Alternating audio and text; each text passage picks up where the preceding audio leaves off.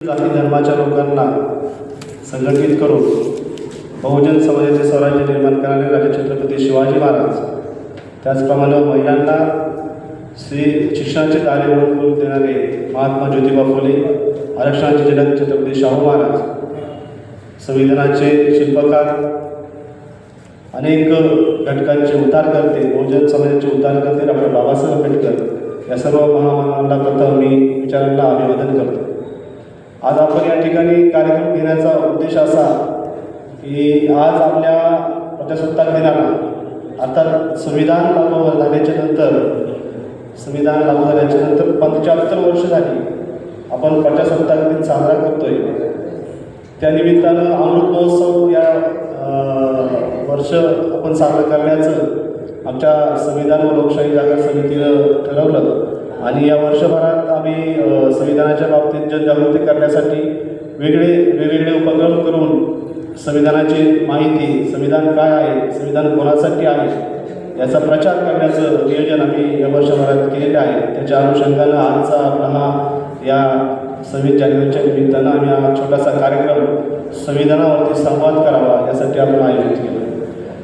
या कार्यक्रमामागे उद्देश असा आहे की संविधान जे आज आपण आत्तापर्यंत 26 जानेवारीला आणि 15 ऑगस्टला आम्हाला शाळेमध्ये संविधान किंवा झेंडा फडकवणं, झेंड्याला सलामी देणं, गोड खाऊ खाणं आणि देशभक्तीपर गीतं किंवा कार्यक्रम, सांस्कृतिक कार्यक्रम आयोजित करणं एवढंपर्यंतच आम्हाला शाळेमध्ये सांगितलं गेलं. परंतु खरं जे संविधान आहे किंवा प्रजासत्ताक काय आहे, स्वातंत्र्य काय आहे हे सांगण्याचं राहून गेलं. आम्हाला देश घडवायचा, तुम्हाला देश घडवायचा हे सांगितलं गेले, परंतु तो कसा घडवायचा?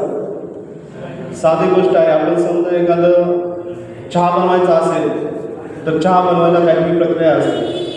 चहा बनवायला आपल्याला कोणते घटक लागतात? चहा बनवायला साबुदाणा लागतो का, किंवा इलायची लागते का, किंवा मसाला लागतो का? हे जे घटक आहे याची पूर्ण माहिती असेल तर तो चहा चांगला होऊ शकतो. त्याचप्रमाणे देश घडवायचा आहे, ते घडवायला काय प्रक्रिया आहे, कोणते घटक आहेत की ते आपल्याला माहिती पाहिजे, ती समजून घेतली पाहिजे, हे सांगितलं गेलं नाही. ही खरी उदासीनता आहे.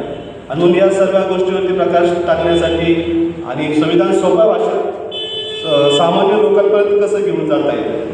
समजा आपण एखाद्या शेतातल्या महिलाकडे गेलो, शेतात काम करणाऱ्या महिला, आणि तिला जर आपण सांगितलं की आर्टिकल 19 असा आहे, आर्टिकल 54 असा आहे, तर तिला समजेल का? नाही समजणार. ती आपल्याला ती घेऊन मागं लागेल, काय तुम्हाला. पण तेच जर तिला तिच्या भाषेत जर सांगितलं, साध्या जात्यातल्या होळीमध्ये जर सांगितलं तर तिला समजेल. लहान मुलांचंही तसंच आहे की लहान मुलांना जर आपल्याला संविधान सांगायचं असेल तर त्याला आर्टिकल, घटना हे सांगून उपयोग नाही, तर त्याला त्याच्या भाषेत सांगावं लागेल. आगळं तोडं घोडोबा, घोड्यावर बसले लाडोबा, लाडोबाचे लाड करतोय कोण? संविधान आणि दुसरं कोण? अशा भाषेत जर सांगितलं तर त्याला ते पटकन समजेल.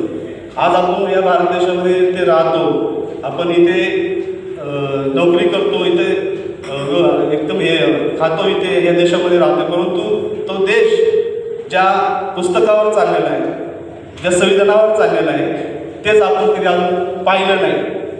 मी वाचलं नाही असं म्हणत नाही, पाहिलंच नाही. तर आमचं वय आता 40-45 झालं असेल किंवा संविधानाला 75 वर्ष झाली, तरी 70 वर्षाच्या माणसाने सुद्धा ते संविधान अजून हातात घेतलेलं नाही. ही उदासीनता आपल्या देशामध्ये आहे. मग ते करण्यासाठी, त्याला जागृत करण्यासाठी आमचे छोट्याशा उपक्रमामधून आम्ही असं एक नियोजन केलेलं आहे. तर या उपक्रमामध्ये हे नियोजन करत असताना आम्हाला आमचे या समितीचे सदस्य आदरणीय सचिनजी पठारे असतील, त्याचप्रमाणे ॲडव्होकेट बाळासाहेब सोनवणे असतील, संपत पवार, दादा शेटे, त्याचप्रमाणे रामदास पठारे आणि बरेचसे आमच्यात आपले पत्रकार संघ आहे, आपले वकील संघ आहे, आमचे मेडिकल असोसिएशन आहे. या सर्वांच्या सहकार्याने आपण या उपक्रमामध्ये आपण सगळ्यांना सामील करून वर्षभर उपक्रम करणार आहोत. तर या निमित्तानं मी जास्त न सांगता माझा प्रस्ताव इथे थांबवतो आणि पुढील कार्यक्रम आपण यानंतर ॲडव्होकेट बाळासाहेब सोनवणे